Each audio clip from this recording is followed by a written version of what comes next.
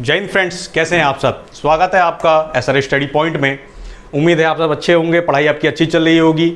योगी जी ने भी अनाउंसमेंट कर दी है कि 100 दिन के अंदर 10,000 वैकेंसीज आ रही है, तो हमें तैयारी और तेज़ करनी है। तो जुड़िए SRS स्टडी पॉइंट के साथ, क्योंकि यहाँ पर आपको हर एक चीज़ मिलेगी। देखिए, मैथ्स की जो पर्टिकुलर क्लासेज हैं हर एक सब्जेक्ट के लिए, हर एक कॉम्पिटिशन के लिए वो अवेलेबल हैं। आप हमारे ऐप पे जाके देख सकते हैं। बाकी देखिए, हम मॉडर्न हिस्ट्री पढ़ ही रहे हैं, तो देखिए जो मॉडर्न हिस्ट्री की जो क्लासेस हैं वो इस तरीके से चलेंगी। मैं आपको कहानी बहुत अच्छे से समझाने का प्रयास करूंगा और समझाऊंगा। उसके साथ साथ आपको क्या करना है, यहाँ पर हमारे यूट्यूब चैनल से आपको अब कहानी समझनी है कि स्टोरी क्या है, और जो PDF हमारे ऐप पे अवेलेबल है उसको आप डाउनलोड करें और उसको पढ़िए। जब आप दोनों चीज़ कर लेंगे तो आपको कुछ भी नहीं छूटेगा। तो आइए शुरू करते हैं। पिछली क्लास में हमने देखा यूरोपियों का आगमन, कि यूरोपी कैसे भारत में आते हैं, कहाँ कहाँ इस्टेब्लिशमेंट करते हैं कंपनीज़ की। तो अब हम बात करते हैं उनके विस्तार की, कि कैसे उन्होंने एक ट्रेडिंग कंपनी से एक रूलर बने।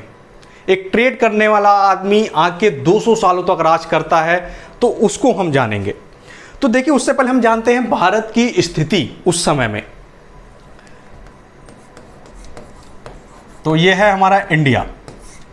तो 1800 की अगर बात करते हैं हम, तो कुछ मेन पॉइंट देखने पड़ेंगे हमें। एक हम बात करेंगे हमारी पॉलिटी। तो पॉलिटी जो थी उस समय की हमारी, वो थी हमारी वीक। सोसाइटी की अगर हम बात करें तो वो थी डिवाइडेड, बटी हुई थी। और जो हमारा कल्चर था वो कहीं ना कहीं बैकवर्ड माना जाता था। बैकवर्ड किस सेंस में, कि अगर आप यूरोपीय देशों की बात करें तो वहाँ रेनेसेंस चल रहा है, वहाँ डिस्कवरीज चल रही हैं, लेकिन भारत में ऐसा कुछ नहीं चल रहा है। मैं एक एग्जांपल देता हूँ। आप सोचिए क्या होगा, एक 20 किलो का लड़का है, एकदम कुपोषण का शिकार, वो रोड पे बैठा है और उसके बैग में उसके हाथ में एक बैग है जिसमें 50 करोड़ रुपए हैं। क्या हश्र होगा उसका? पब्लिक उसको छोड़ेगी, लूट लेगी। वही स्थिति भारत की है। भारत के आप स्थिति को समझने के प्रयास करें। जो रूलर है वो वीक हो चुका है। और अगर आप ज्योग्राफी देखें हमारी भारत की, ये है हमारा इंडिया, इधर अरब देश वगैरह हैं, इधर अफ्रीका है, इधर यूरोपीय हैं। तो इंडिया के पास प्रोस्पेरिटी है। इंडिया वो बालक है जिसके बैग में 50 करोड़ रुपए पड़े हैं, और ये सब कौन है? जिनके पास कुछ नहीं है। तो जाहिर सी बात है सब लूट करेंगे। यही हुआ भारत के साथ। तो आगे की कहानी हम समझते हैं। तो देखिए, कहानी स्टार्ट होती है ट्रेडिंग से, लेकिन जितने भी देश थे उनका इंटेंशन सिर्फ ट्रेडिंग नहीं था। उनका इंटेंशन स्टार्टिंग से ही कहीं ना कहीं था पॉलिटिकल डोमिनेंसी। पॉलिटिकल डोमिनेंसी क्यों? क्योंकि देखिए, जो पॉलिटी होती है वो गार्जियन किसकी है? इकोनॉमी की। जिसके हाथ में पॉलिटी उसके हाथ में इकोनॉमी। आप आज की राजनीति देखें, आज की कंडीशन देखें, तो जो हमारे देश की सरकार है हर चीज़ के लिए कहीं ना कहीं निर्भर हम उसी पे हैं। हर स्रोत के लिए हम उसी पे निर्भर हैं। इसलिए वो लोग पॉलिटी पे अपना राज जमाना चाहते थे, जिसकी वजह से वो इकोनॉमी उनके हाथ में आ जाए। उसके हम एग्जाम्पल देखते हैं। तो देखिए, 1498 में वास्को डिगामा जी आते हैं हमारे, और 1510 में गोवा में कब्जा किया जाता है। किसके द्वारा? पिछली क्लास में बताया था मैंने। तो इसका आंसर क्या है? अल्बुकर्क गवर्नर थे पुर्तगाल के। उसके बाद एक इवेंट और है। एक इवेंट अगर हम देखें 1636 में, जिसमें पोर्टुगीज ट्राई करते हैं हुगली को कब्जाना। बंगाल में है हुगली। लेकिन उस समय नॉर्थ इंडिया में जो रूलर था वो मजबूत था। कौन थे? शाहजहां। तो पोर्तुगीज फेल हो गए अपने इंटेंशन में। अगला इवेंट अगर हम बात करते हैं 1686 की। 1686 में इंग्लिश ट्राई करता है हुगली को ऑक्यूपाई करने के लिए। हुगली बंगाल में है। लेकिन उस समय जो नॉर्थ इंडिया का रूलर था वो थे हमारे औरंगजेब।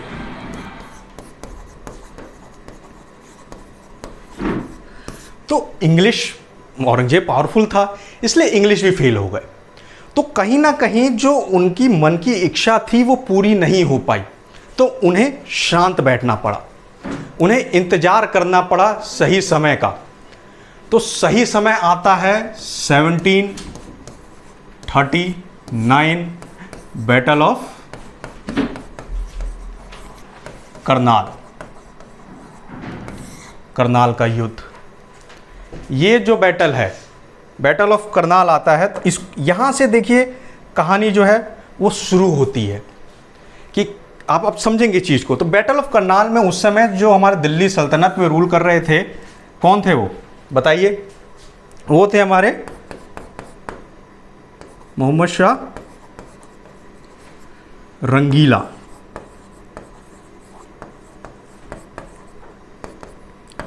रंगीला उनको उपाधि दी गई थी, तो आप ये चीज़ समझ सकते हैं कि वो रंगीले मिजाज के थे, मतलब वीक था उनका ना। पॉलिटी होता है ना कि किसी किसी लोगों को मतलब विरासत में मिल जाती है राजघराना, जैसे राहुल गांधी है, वो राजनेता नहीं है लेकिन उनको विरासत में मिली हुई है।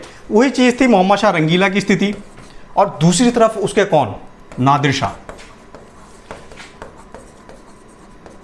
ईरानियन रूलर,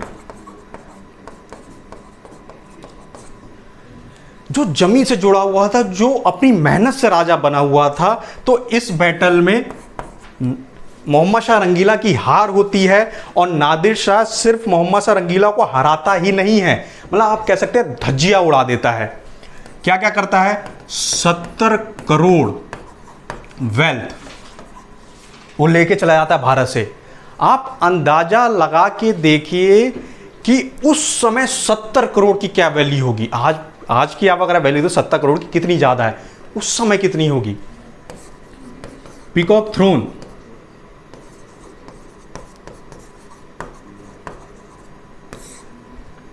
पीकॉक थ्रोन जो कि आप कहें जिस पर कोहिनूर का हीरा लगा हुआ था, जो शाहजहां द्वारा बनाई गई थी, वो लेके चला जाता है भारत से। और सबसे मेन पॉइंट है 70 करोड़। तो ये जो बैटल ऑफ करनाल है, ये क्या था? ये मैसेज था यूरोपियों के लिए कि भारत का जो राजा है वो वीक हो चुका है। तो उस समय का हम देखें, ये मैसेज जा चुका था कि भारत का राजा वीक हो चुका है। तो मेन कौन कौन अपोजिशन थे? इंग्लिश थे, ठीक है, और हमारे डच थे, पोर्टुगीज थे और फ्रेंच थे। मोहम्मद शाह रंगीला की हार से ये मैसेज तो हर जगह जा चुका था कि भैया देखिए जो सेंट्रल अथॉरिटी है भारत की वो टूट चुकी है, जिसकी वजह से भारत हो चुका है वीक। बंगाल ने अपने आप को आज़ाद घोषित कर दिया, डेक्कन वाला एरिया है उन्होंने अपने आप को आज़ाद घोषित कर दिया, जो ऊपर जम्मू कश्मीर वाला एरिया उन्होंने अपने आप कहा कि जब राजा ही नहीं है तो हम क्यों रहें दिल्ली सल्तनत में। तो वो इन लोगों के लिए बहुत फ़ायदेमंद चीज़ हो गई। तो इंग्लिश ने किया क्या? इंग्लिश ने डच के साथ समझौता कर लिया कि भैया इंडोनेशिया आप ले लो, भारत हमें छोड़ दो। इंडोनेशिया बोले तो स्वर्ण द्वीप के नाम से जाना जाता है। क्यों? स्पाइस कीमत बहुत ज़्यादा थी उस समय और सबसे ज़्यादा ज़रूरत भी थी। तो डच ने कहा ठीक भैया इंडोनेशिया हमारा, भारत तुम्हारा।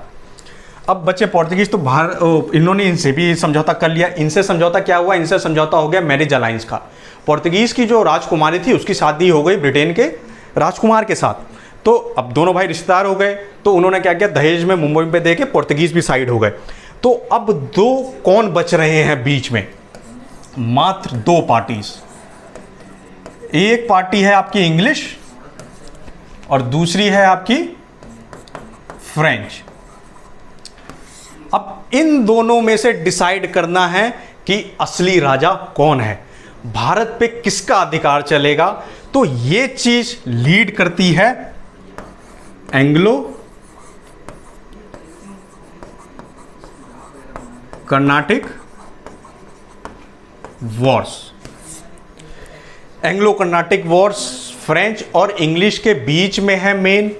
और वो किस लिए है? वो इसलिए है कि भारत का उत्तराधिकारी कौन होगा, भारत पे राज किसका होगा। तो आइए हम जानते हैं आगे की कहानी। Anglo Carnatic war. देखिए जो वॉर है ये 16 साल तक चली, लेकिन इसमें महत्वपूर्ण 3 बैटल्स है जो कि हमें जानना है। पूरी वॉर के बारे में इंफॉर्मेशन नहीं लेनी है। देखिए जो इतिहास है ना, हमें कंपटीशन के हिसाब से पढ़ना है। एक स्टूडेंट को ये पता होना चाहिए कि उसे क्या नहीं पढ़ना है, समझ रहे हैं ना। तो वही चीज़ आपको SRH स्टडी पॉइंट पे मिलेगी। इसमें जो 3 मेन बैटल हैं,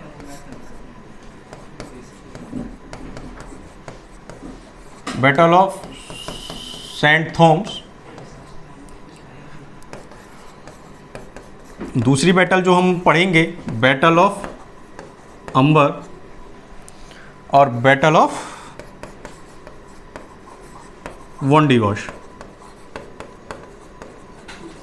इसी बैटल के साथ आज हमारी क्लास खत्म होगी और इसी बैटल के साथ फ्रेंच का साम्राज्य भारत में खत्म हो जाता है। सबसे इंपॉर्टेंट इसमें जो बैटल है वो है बैटल ऑफ अंबर, क्योंकि जब हम मैं इस बैटल को आके आपको बताऊंगा तो आपको पता लगेगा इस बैटल की इंपॉर्टेंस। बैटल ऑफ ये 3 बैटल्स मेन इंपॉर्टेंस, जिससे क्वेश्चंस भी आते हैं। मैं लास्ट में आपको क्वेश्चंस भी कराऊंगा कि किस प्रकार के क्वेश्चन प्रीवियस पेपर्स में आए हैं। तो आइए चलते हैं आगे। तो हम बात करते हैं फर्स्ट एंग्लो कर्नाटिक वॉर की, जो कि होती है 1746 से 48 तक। तो देखिए, कोई भी युद्ध है तो उसमें 3 चीज़ें जाननी सबसे ज़्यादा जरूरी है कि उस युद्ध का कारण क्या रहा, कोई एक इमीडिएट कॉज क्या हुआ कि जिसकी वजह से युद्ध पनपा, और लास्ट में कि उस युद्ध का आउटकम क्या है। तो आइए हम जानते हैं। तो जो ये है first Anglo Carnatic war.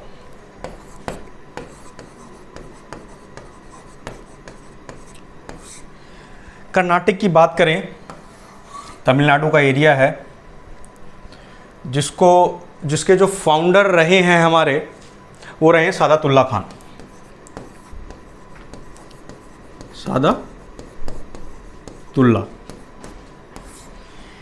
Followed by दोस्त अली। सादातुल्ला खान जी थे, उसके बाद दोस्त अली जी आए।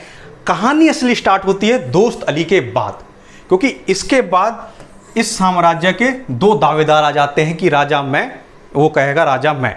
वो 2 कौन? एक अनवरुद्दीन, एक चंदा साहिब। चंदा साहिब जो थे वो सन इन लॉ बोले तो दामाद जी थे किसके? दोस्त अली जी के। और अनवरुद्दीन जो थे वो थे बेटे। तो वैसे तो देखा जाए तो अधिकार अनवरुद्दीन का होता है, लेकिन चंदा साहिब भी अपनी डोमिनेंसी जमा रहे थे कि कर्नाटक का राजा जो है वो मैं हूँगा, लेकिन अनवरुद्दीन बने। तो ये कॉन्फ्लिक्ट चला, यहाँ से विवाद असली शुरू होता है, जिसका फायदा किसने उठाया? फ्रेंच ने उठाया, अंग्रेजों ने उठाया। आइए देखते हैं कैसे उठाया। तो देखिए, ये है इंडिया का मैप, ये रहा कर्नाटक वाला एरिया, आरकोट इसकी कैपिटल है, और ये रहा पौंडीचेरी, और ये रहा मद्रास। तो जो मद्रास था वो था इंग्लिश सेटलमेंट, और जो पौंडीचेरी था वो था फ्रेंच सेटलमेंट।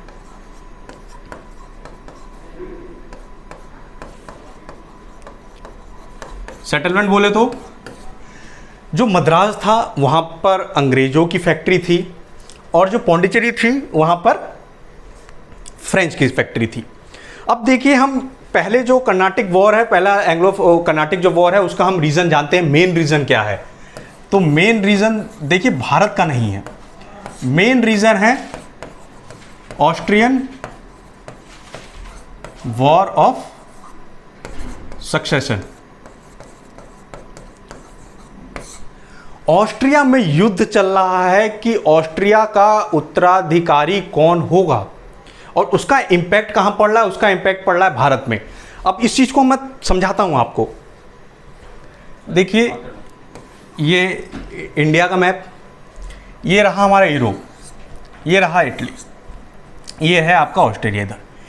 तो ये चीज़ लाजमी थी। मैंने आपको पिछली क्लास में एक चीज़ आप बताई थी ना, कि जो सीन ये है कि यहाँ का जो माल जितना भी है वो यहाँ इटली में जाया करता था, और यहाँ से फिर यूरोप में जाया करता था।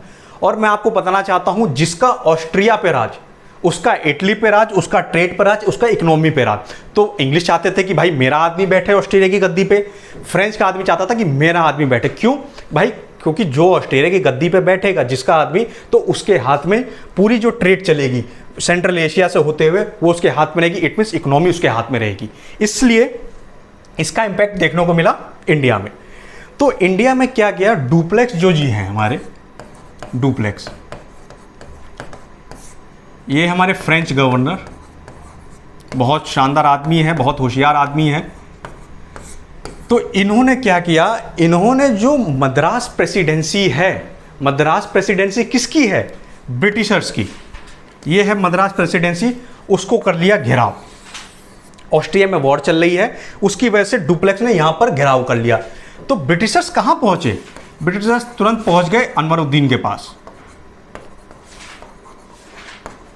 वो बोले कि साहब आप राजा हैं, हम आपकी प्रजा हैं, और डुप्लेक्स एक बाहर का आदमी आके हमें घेर रहा है, ये कैसे हो सकता है?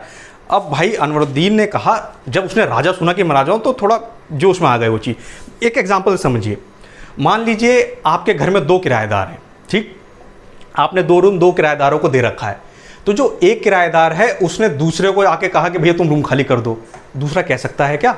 मकान मालिक कौन है? मकान मालिक आप। तो जिस किराएदार ने, मान लीजिए फ्रेंच किराएदार ने इंग्लिश किराएदार को कहा कि भैया रूम खाली कर दो, इंग्लिश दौड़ गया आपके पास, उसने बोला कि अरे भैया मकान मालिक आप, वो मुझसे खाली करवा रहा है। आपने कहा यार मकान मालिक तो हूँ मैं, तो मकान मालियत भी तो दिखानी है। तो अनवरुद्दीन तुरंत पलट के गया किसके पास? डुप्लेक्स के पास। डुप्लेक्स से कहा भाई ये क्या बवाल कर रहे हो आप? देश मेरा, राजा मैं, आप कौन हो तो निकालने वाले? तो डुप्लेक्स ने कहा कि कितना किराया देता है तुम्हें रूम का वो? तो उसने बोला भैया 10,000 रुपये महीना देता है। तो डुप्लेक्स ने कहा एक काम करो, मैं 30,000 दूंगा। तो अनवरुद्दीन साहब का एक काम करो, जाओ सब फेंकाओ बाहर। यही कंडीशन चल रही है यहाँ। जो डुप्लेक्स है, मतलब फ्रेंच है, उसने ब्रिटिशर्स को घेर लिया है, और ब्रिटिशर्स अनवरुद्दीन के पास जाते हैं, अनवरुद्दीन डुप्लेक्स के पास जाता है बात करने के लिए। तो डुप्लेक्स उससे क्या कहता है? डुप्लेक्स उसे कहता है कि सर, मद्रास की जो ट्रेडिंग हो रही है उसका इतना मुनाफा हो रहा है, वो पूरा इंग्लिश ले रहे हैं, वो मुनाफा आपका होना चाहिए। आप हैं कर्नाटक के राजा, तो मुनाफा आपका। उसने कहा सही बात है, वो मुनाफा तो मुझे होना चाहिए। तो उसने लालच दी। तो अनवरुद्दीन ने डुप्लेक्स का सपोर्ट किया। लेकिन जब डुप्लेक्स ने मद्रास को अपने हक में ले लिया, तो डुप्लेक्स डिनाई कर देता है अनवरुद्दीन को किसी भी तरीके का कोई फ़ायदा देने का। और यही चीज़ जो है रीजन बनती है किसका? पहला, बैटल ऑफ सेंट थॉमस। इसकी वजह से बैटल होती है जिसमें अनवर उद्दीन की आर्मी, इस वर्ड पे गौर कीजिएगा, आर्मी, पूरी फौज वर्सेस फ्रेंच की एक टुकड़ी। अब आप समझने का प्रयास कीजिए, और अनवरुद्दीन हार जाता है। एक टुकड़ी ने एक आर्मी को हरा दिया, मतलब 20 लोगों ने 2000 लोगों को हरा दिया, जिसने डुप्लेक्स का कॉन्फिडेंस बढ़ा दिया और डुप्लेक्स की भूख बढ़ा दी अपना, और डुप्लेक्स का वो सपना साकार करने के लिए, मेहनत करने के लिए और जागरूक कर दिया क्या? कि भारत में फ्रेंच डोमिनेंसी की, भारत में फ्रेंच एम्पायर की। ये था रीज़न कि अनवरुद्दीन की आर्मी डुप्लेक्स के किससे हार जाती है? डुप्लेक्स की एक टुकड़ी से, मतलब 2000 की संख्या। अगर आप साफ सीधी सोचिए ना, अगर आप एक अकेले लोग हैं, आपने 5 लोगों को मार दिया, आपका कॉन्फिडेंस कितना बूस्टअप करेगा। और ये चीज ग्राउंड प्रिपेयर करती है सेकेंड एंग्लो कर्नाटिक वॉर की। सेकेंड एंग्लो कर्नाटिक वॉर, वही चीज है यहाँ भी। पिछले में भी देखिए, साम्राज्य पे किसका कब्जा होना चाहिए, उत्तराधिकारी की लड़ाई का फायदा डुप्लेक्स ने उठाया। यही चीज यहाँ पर है। यहाँ पर एक चीज ऐड हो जाती है, हैदराबाद और कर्नाटक। हैदराबाद के फाउंडर जो हैं निजाम उल मुल्क, इनकी डेथ के बाद यहाँ भी देखिए उत्तराधिकारी की लड़ाई शुरू हो जाती है कि हैदराबाद का राजा कौन बनेगा। वो किसके बीच में होती है? नासिर जंग, मुजफ्फर जंग।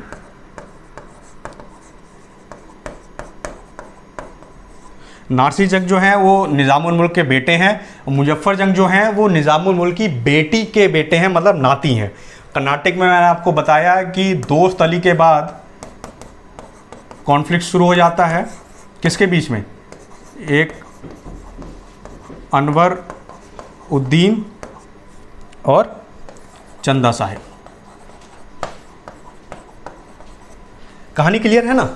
कहानी आपको क्लियर है कि हैदराबाद में देखिए निज़ामुल मुल्क उसके फाउंडर होते हैं, और निज़ामुल मुल्क की मौत के बाद नासिर जंग और मुजफ्फर जंग के बीच में विवाद शुरू हो जाता है कि गद्दी का उत्तराधिकारी कौन होगा।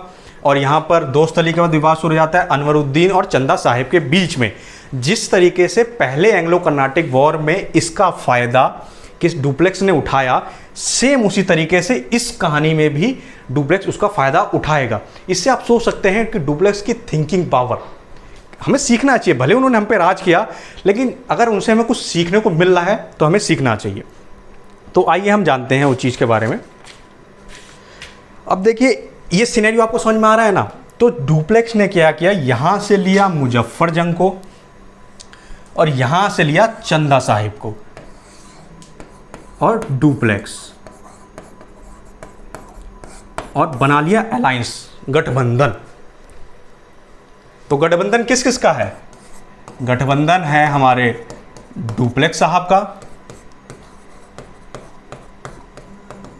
मुजफ्फर जंग साहब का, प्लस चंदा साहब का। इन लोगों ने बना लिया, ठीक। तो अब क्या होता है कि ये तीनों मिलके सबसे पहले मार देते हैं अनवरुद्दीन को।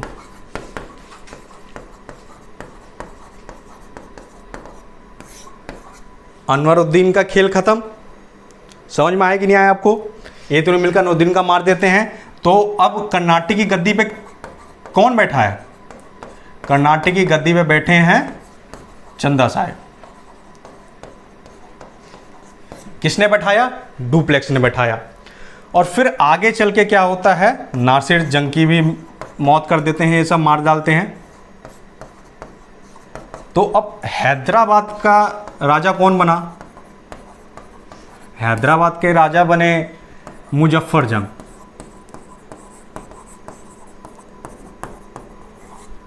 हैदराबाद के राजा बन गए मुजफ्फर जंग। समझ रहे हैं आप चीज को ना? डुप्लेक्स सक्सेसफुल हो गया। डुप्लेक्स ने क्या किया, कर्नाटक में भी अपना आदमी बिठा दिया चंदा साहिब, और जो हैदराबाद में है वहां भी अपना आदमी है मुजफ्फर जंग। राजा कौन? चंदा साहिब। मुजफ्फर जंग बनाने वाला कौन? एक आदमी डुप्लेक्स। तो भैया इन लोगों ने राजा बनाया, तो इन लोगों ने क्या किया, चंदा साहिब जो हैं हमारे खुश होके कि भैया आपने हमें राजा बना दिया है, 80 गांव दे दिए डुप्लेक्स को कि जाइए आप इसमें जो करना है आप करिए, ये आपके। और इनसे बड़े वाले होशियार हमारे हैं मुजफ्फर जंग साहब। मुजफ्फर जंग, इन्होंने क्या किया, इन्होंने 2 लाख कैश, समझ रहे हैं, उस समय में 2 लाख कैश मसूली पट्टनम दे दिया, और रिवर कृष्णा से कन्याकुमारी तक जितनी भी टेरिटरीज हैं वहां का इनको बना दिया गवर्नर। और यार इतना कोई देता है यार, एक देने की भी देखिए नियम होता है। एक एग्जांपल समझिए आप, मान लीजिए हम पांडे जी की सहायता से हम सांसद बन गए, ठीक।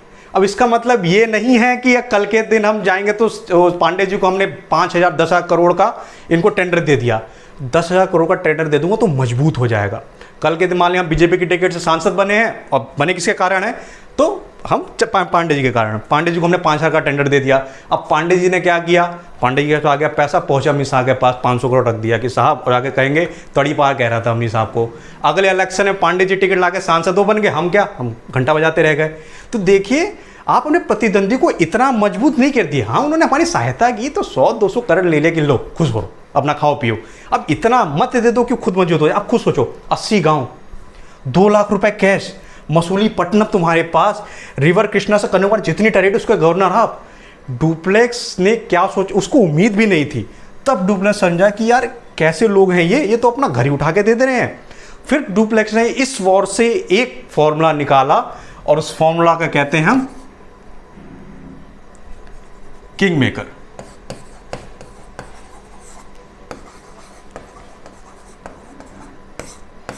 किंग मेकर कि आप इंडिया के इंटरनल मैटर में इंटरफेयर कीजिए और इकोनॉमिकल और पॉलिटिकल फायदा उठाइए। इकोनॉमिकल कैसे, 2 लाख रुपए कैश मिल गए। पॉलिटिकल कैसे, रिवर कन्याकुमारी से लेके आप कृष्णा से कन्याकुमारी तक के आप गवर्नर हो गए हैं, 80 गांव आके। पॉलिटिकल पूरा आप जो करना चाहें वो करिए। तो आप इसे आप समझिएगा इस बात को। तो ये सब चीजें चल रही हैं भारत में, और ये टेंशन कहां दे रही है? ब्रिटिश पार्लियामेंट में।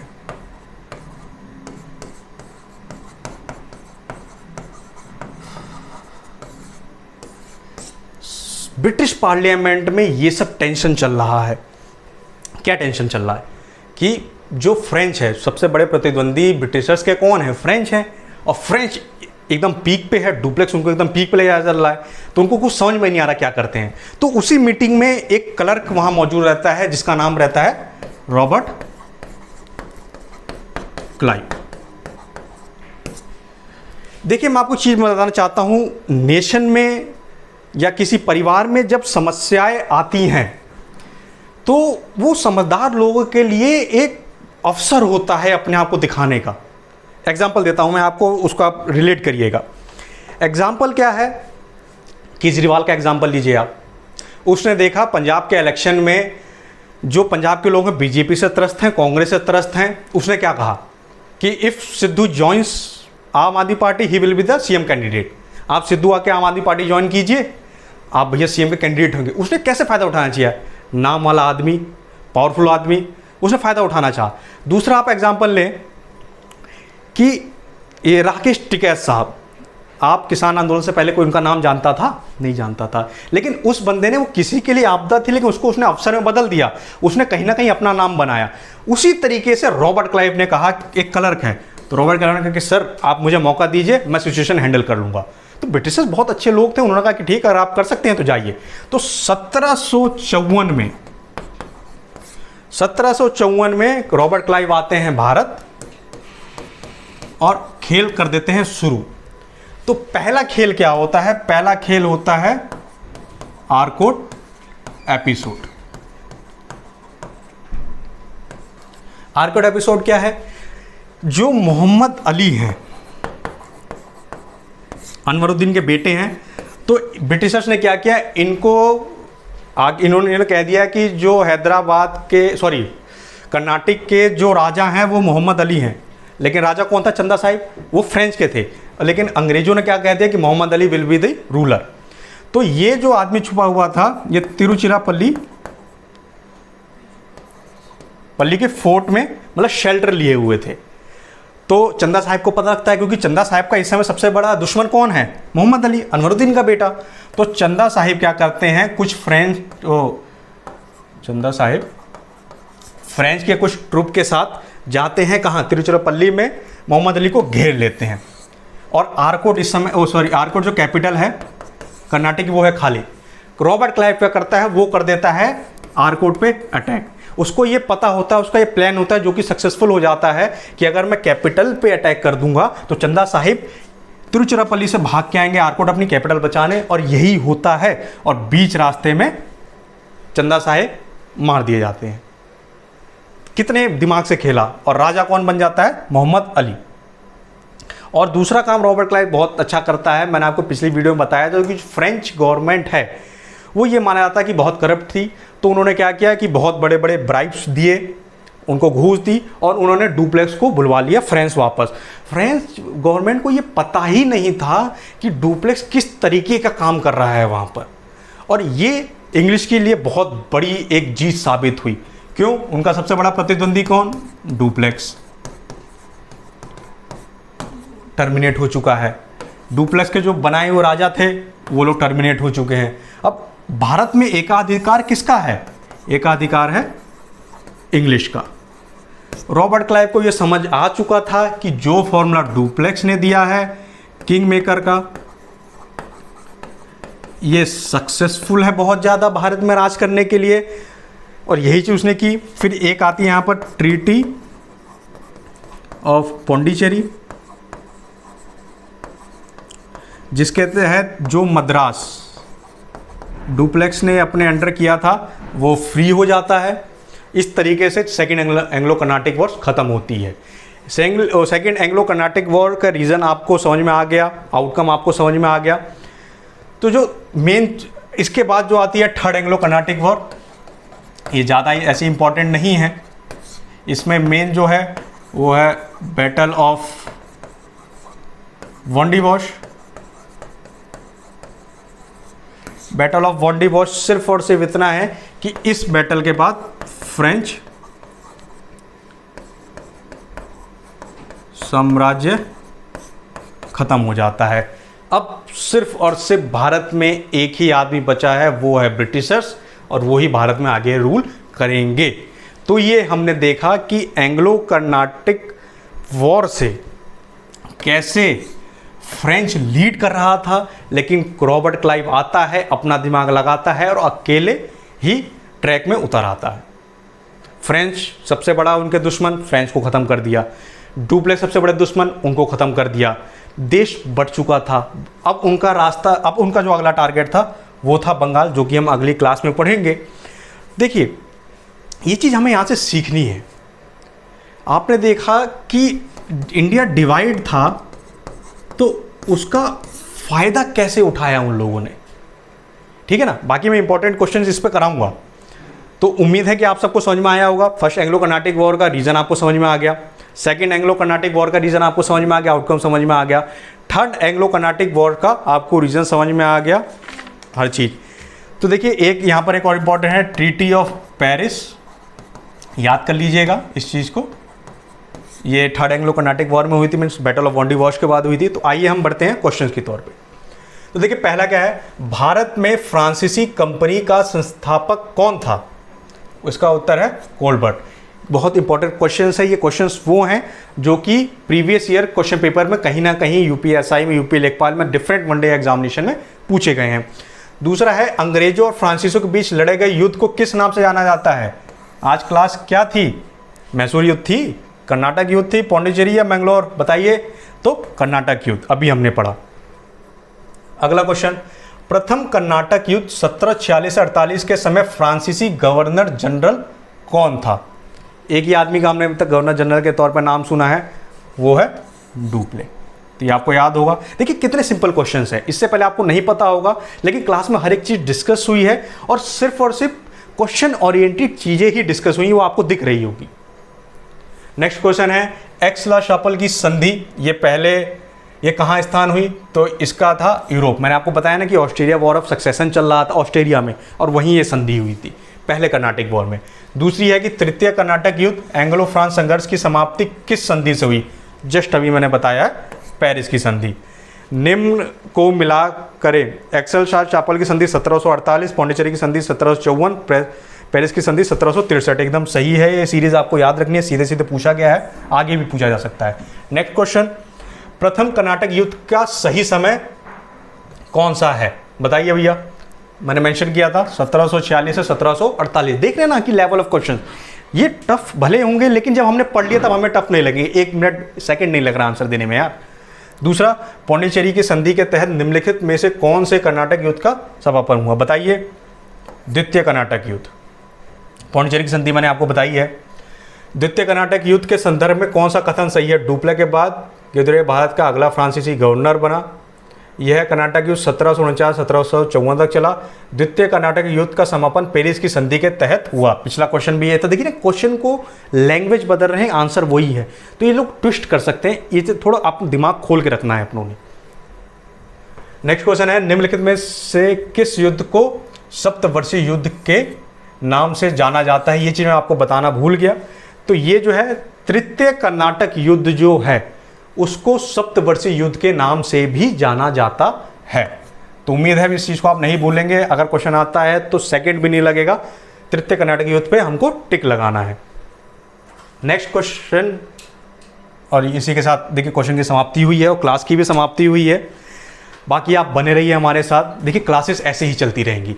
बाकी मैथ्स का स्पेशल कोर्स, फाउंडेशन बैच, हर एक कोर्स हमारे ऐप पे अवेलेबल है। बाकी देखिए पढ़ाई आपको कैसे करनी है, आप सिर्फ और सिर्फ हम पे डिपेंड रख के कोई कंपटीशन नहीं निकाल सकते, जो सच्चाई है। भले कोचिंग वाले आपको कहें कि आप हमारे साथ जुड़िए, हम निकलवा देंगे, हम भी ये बात कहते हैं, लेकिन उसके साथ साथ एक और सच्चाई ये भी है कि आपको क्लास के साथ साथ सेल्फ स्टडी करनी है। सेल्फ स्टडी किससे? यहाँ आपने इन्फॉर्मेशन ली, आप जाइए हमारे ऐप पे, अपना पीडीएफ डाउनलोड कीजिए, पीडीएफ पढ़िए, फिर आपको पता लगेगा एक भी क्वेश्चन आपका इससे बाहर नहीं जाएगा। तो उम्मीद है आपको वीडियो पसंद आई होगी। बाकी आगे भी आपकी वीडियो चलती रहेंगी। ज्योग्राफी क्लास आपकी चल रही है, मैथ्स की क्लास चल रही है, हर एक कोर्स यहाँ पर मिलेगा। बाकी भैया देख लो 100 दिन के अंदर 10,000 बम्पर भर्ती आ रही हैं, तो SRI स्टडी पॉइंट के साथ जल्द से जल्द जुड़िए, क्योंकि पूरे इलाहाबाद में सबसे चीप रेट पे कोई आपको सिलेबस और आपका सिलेक्शन करा सकता है तो हमारे रंजीत सर हैं। तो जुड़िए। जय हिंद, जय भारत।